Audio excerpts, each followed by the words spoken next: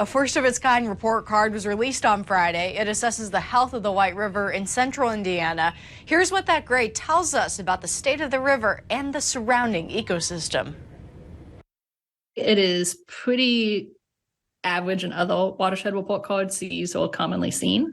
I would say a C definitely shows for a lot of room for a lot of improvement. Room for improvement, not the words anyone wants to hear, especially on a report card.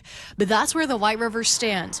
The overall grade of 51%, or AC, is based on scores from 3 subcategories: community, land, and water.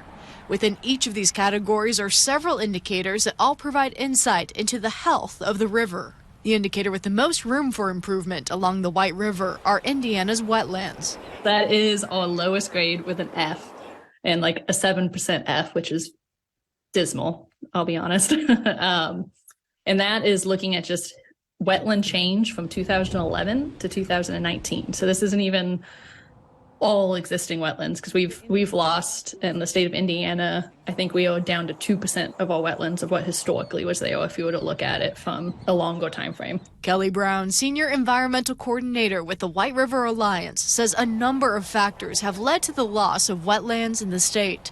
That includes land development for housing and agriculture, and more recently, policy decisions. Between both the federal level changing of definitions for what is a federal wetland, and then at the state level, a couple of years ago, we changed all regulations around wetlands. Wetlands play an important role in our ecosystem. So they do provide habitat for wildlife, but they also really help reduce flooding and help recharge groundwater. So having more things like wetlands in a watershed will help recharge that groundwater, where people have personal wells, or municipalities even, tap into the groundwater to get drinking water. So if you enjoy brushing your teeth and taking a shower and doing all of that, the quality of the water in the White River watershed is really important, because you're going to pay more if you have to spend more to clean it up. And cleaning up the White River can be a challenge. The water is often plagued with bacteria like E. coli.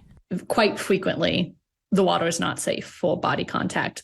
Usually that, though, is associated to rain events. Like if it's not been raining and it's been sunny for a while, the water tends to flush out those E. coli. Citizens Energy Dig Indy project will help reduce sewer overflow in Indianapolis. But in the meantime, Brown says this is the safest way to interact with the river. Feet, not face. So I would not swim in the river or really want to splash the water on my face due to particularly that E. coli load.